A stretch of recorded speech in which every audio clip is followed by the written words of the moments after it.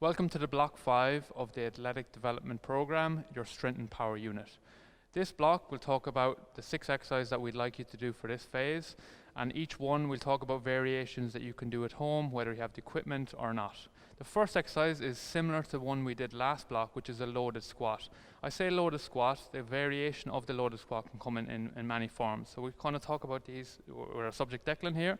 So the first one, if you don't have equipment at home, we're going to manipulate the variable called tempo, which is the speed at which you do the exercise, to make sure we get some strength adaptations through the exercise. So a bodyweight squat, you can use a box or a bench at home, something that kind of gets you at least to parallel to the floor or beneath. So Declan's going to show us what to do here. So you look forward, squat down, the weight will transfer to the back of your heels as you squat towards the box.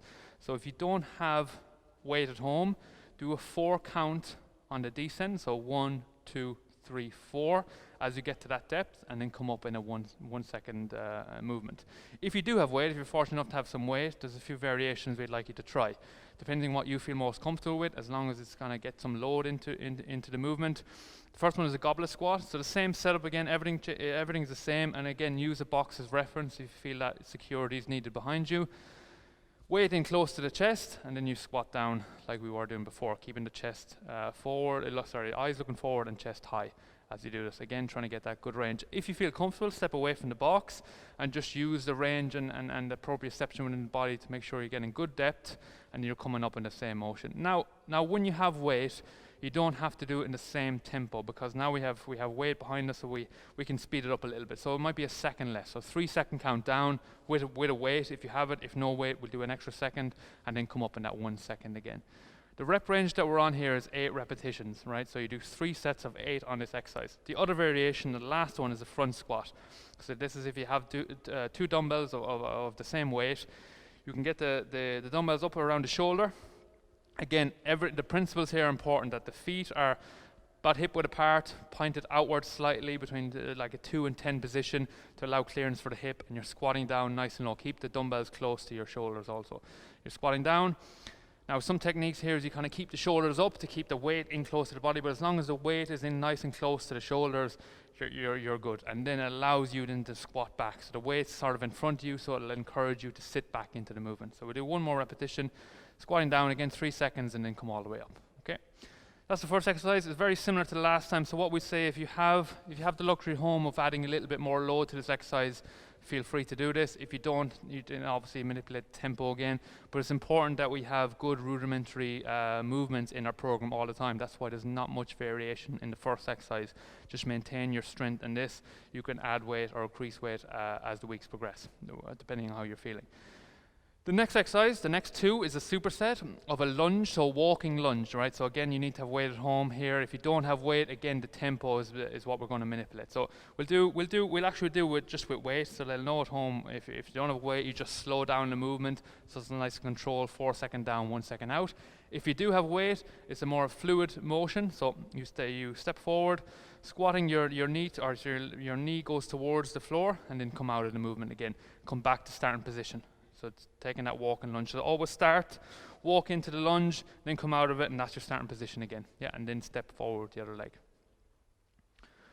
Yep, and then come up, come out of it. So as you step and you lunge to the floor, we want you to come out of the movement as one. So you're not going here and then coming up and then taking a step. Actually, we want you to push off. So what the difference between those 2 techniques is that you're actually getting more toe off in the movement. So as you're coming here, the propulsion of the floor is the toe pushing yourself up into that hip extension position is what we're looking for, rather than you coming down, coming up with the hips only and then stepping into it. So as I step, I push off my toe at the back to get myself that hip extension, and that's very close to gait pattern, very close to running. So that's why important that that's the technique that you adopt when you're doing these. So we'll do a couple of more reps.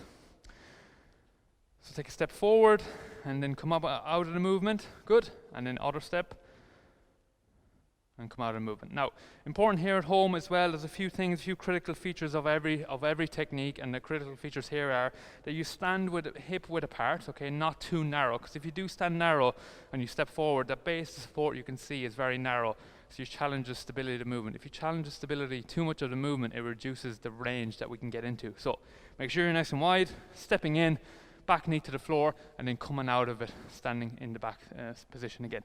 So 8 repetitions on your left or right. Again, if you don't have weight at home, you can use tempo into this, but as long as the pattern is there, you should be getting the right benefit from the exercise. The second one is a T-walk. So now, this is quite a technical lift, I would say. It's very challenging for the posterior chain, but very challenging for the whole body to coordinate itself into this movement. So we've done this before, we're revisiting it, but now we are adding some load to it if you feel proficient in the movement. So we'll do it without weight for now, so just your body weight. So remember that T position, it's called a T-walk because you have your body in a T and the line is a T. Obviously you have that one down, but your body is in a relatively looking T-like position. Okay. So try that movement a couple more times. You can change legs if you want. Perfect. See the way the knee is slightly bent? That's what we're looking for.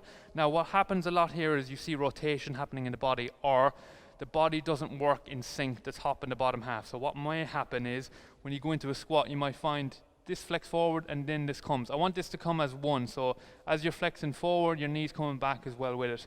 See the way I'm holding on to something at home? If you want to, that gives you a bit of stability to get yourself into good ranges, and then you can take away your hand to get into the movement. So we'll try it with a bit of weight, see how we get on. So again, if you have load at home, and if you feel like this movement is quite strong in your capabilities, then definitely load it. What I say about the weight is opposite hand, opposite leg. So if you're going back with this leg, you'd have the weight in the other hand. Okay, yep. Good. So you can alternate each one, or you can do 8 reps in that one. So you see there's a slight bit of variation. It will happen everyone at home. It's just you correct it. One cue is the toe of your shoe should remain straight, if you can do that. So if you find your toes rotating, then obviously at the hip will start rotating. But if you can keep your toe straight, it'll certainly mean your hips are going to be in a straighter position. So try that coaching technique if you like. Toe straight back as much as you can.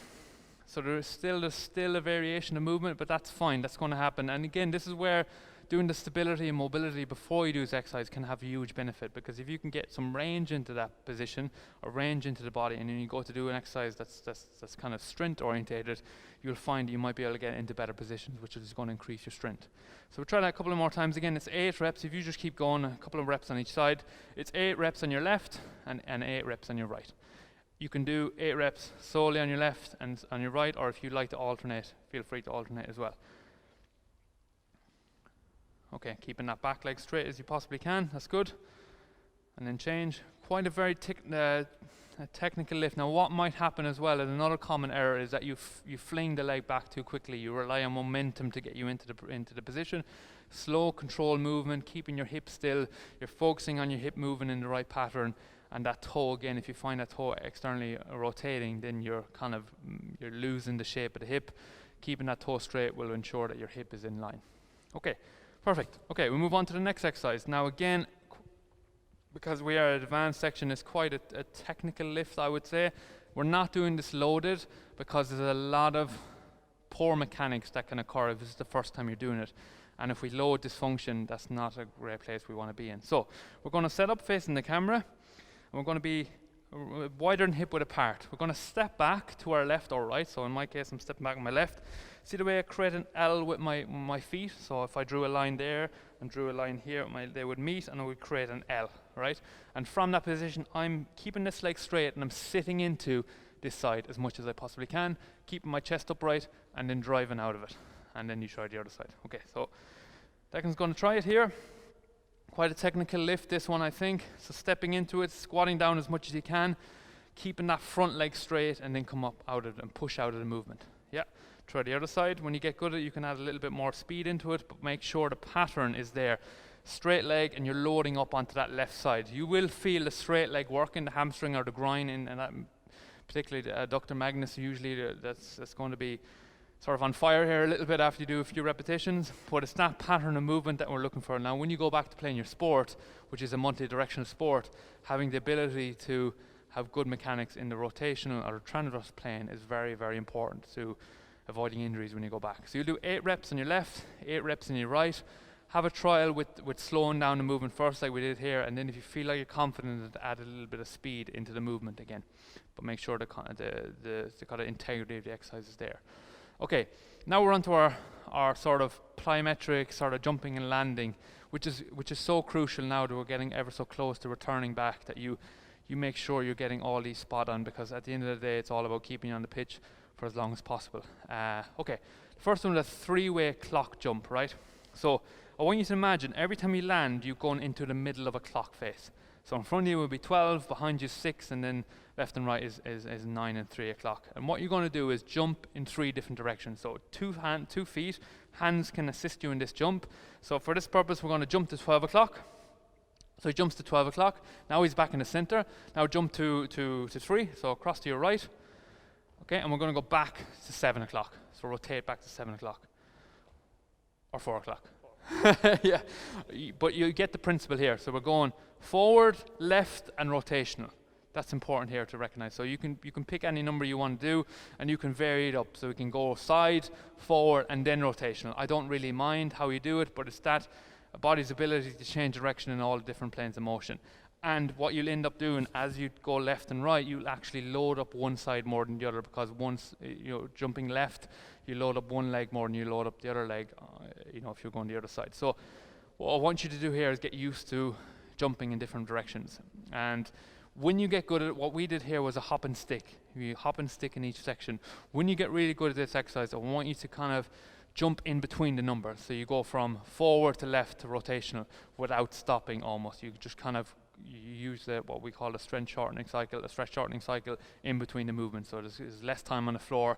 But as you're getting used to it, just hop and stick, because that'll benefit your deceleration mechanics, and then do the quick stuff if you can. So there's a variation there. Start slow and then add a fast, which is going to add complexity to the movement.